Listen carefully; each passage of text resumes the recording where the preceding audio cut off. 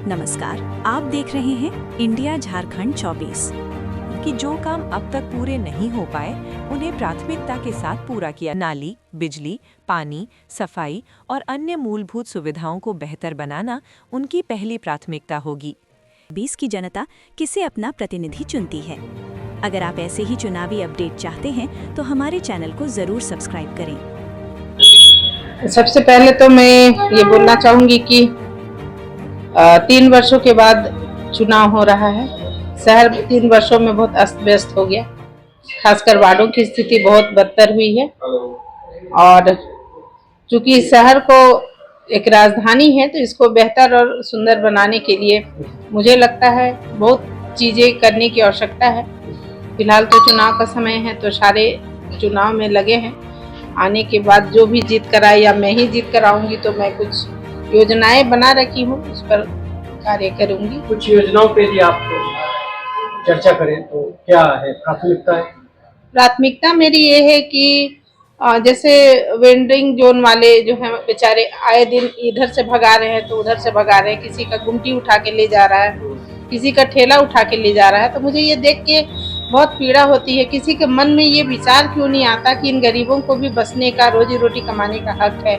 मैंने इनके लिए बहुत अच्छी योजनाएं सोच रखी है और उसको मैं धरातल पे उतारूंगी। प्रयास करने से सब कुछ संभव है और कुछ चीजें ऐसी हैं जिसको मैं इतने अच्छे ढंग से उतारूंगी कि फिर कभी कोई फुटपाथ दुकानदार बेघर या बेजगह नहीं होगा और रोजी रोटी के लिए परेशानी नहीं सामना करना पड़ेगा। अच्छा, पूर्व में जो ये मेयर थी वो हमेशा कहती थी राज्य को क्लीन और ग्रीन सिटी बनाना है, स्मार्ट बनाना है। आपको लगता है कि ये राज्य हो पाया?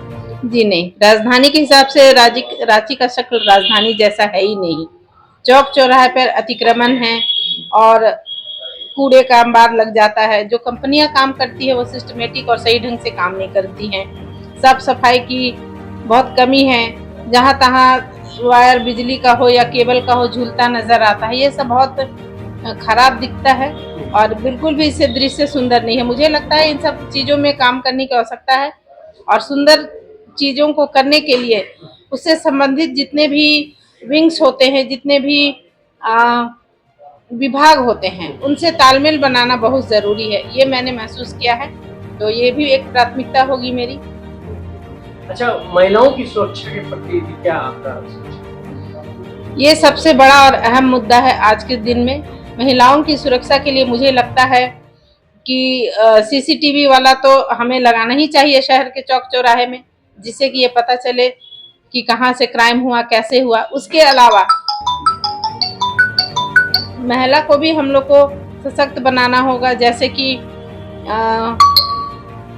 कुछ कराटे वगैरह का प्रशिक्षण देके अवेयरनेस फैला के कि कब कैसे होना चाहिए। छोटी बच्चियों को गुड टच बैड टच जो हम लोग नॉर्मली स्कूलों में बताते हैं, उसके अलावा पहले स्कूल में, हर स्कूल में एक योगा प्लस कराटे का क्लास होता था।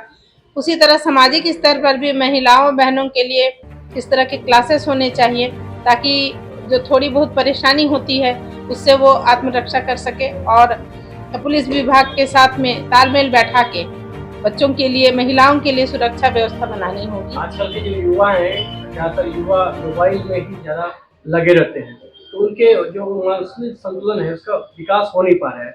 क्यों? क्योंकि वार्ड में जो है पार्क नहीं है, प्लेग्राउंड नहीं है। तो वैसे बच्चों के लिए, यूथ के लिए क्या करें? ऐसे युवाओं के लिए भी बहुत सारी योजनाएं मैंने सोच रखी है। बच्चे पढ़ लिख तो गए हैं, जॉब नहीं है। जिनके पास सक्षमता है वो तो पैसे लगाकर नौकरियां हासिल कर ले रहे हैं, या नौकरी ही नहीं है तो बच्चे जाएंगे कहाँ। तो इस सब से हटके भी कुछ मैंने सोच रखा है युवाओं के लिए। नौकरी के अलावा रोजगार करे, कुछ अपना सेल्फ कार्य करे, जिससे कुछ आमदनी होती रहेगी और बच्चे इधर उधर दिमाग नहीं लगाएंगे। और कुछ ऐसा कॉन्सेप्ट लाऊंगी जिससे समाज में एक अकेला युवा नहीं बल्कि 4-5 युवक मिलके कुछ चीजों को समाज के लिए कर सके। तो ऐसी बहुत चीजें हैं जो मैंने धरातल में उतारने की सोची है। चूंकि मैंने अपने महिला ग्रुप में किया है इन सब चीजों को, उसी को मैं महिला से अब युवाओं में करना चाहती हूँ, चाहे वो बच्चियां हो या बच्चे हों। ओल्ड एज होम तो एक हालांकि एक तो है, लेकिन वो सफिशिएंट नहीं है। आपको लग रहा है कि एक और अच्छा सा बनाने का कोशिश? ओल्ड एज होम पर तो मैंने बहुत ज्यादा नहीं सोचा है। मैंने हमेशा परिवार में यही कहा है कि माँ बाप की कमी बहुत बड़ी होती है, मुझसे बेहतर कोई नहीं समझ सकता है। जब मैं 16 की थी तब मेरे मॉम डैड चले गए एक एक साल के अंतराल में, इसलिए माँ बाप का ना होना मुझे खलता है। मैं कभी नहीं चाहूँगी कि हमें ओल्ड एज होम बनाने की ज़रूरत पड़ी। मैं समाज में, परिवार में ये अवेयरनेस लाना चाहूँगी कि माँ बाप की कदर कर लो समय रहते। जब चीज़ें छूट जाती है ना तो बहुत तकलीफ होता है। हालांकि सामाजिक परिस्थिति को देखते हुए ओल्ड एज होम बनना चाहिए, लेकिन हम चूंकि मेयर का पद सिर्फ समाज में नली गली रोड तक नहीं है, सामाजिक अवस्था और दशा को सुधारना भी है। तो मैं जो सामाजिक कार्य करती हूँ सेवा की भावना से, तो उस सेवा के क्रम में मैं ये चीज़ जरूर करना चाहूँगी लोगों में अवेयरनेस फैलाने के लिए। और जहाँ तक है वृद्धा विधवा आश्रम, तो ये होना चाहिए।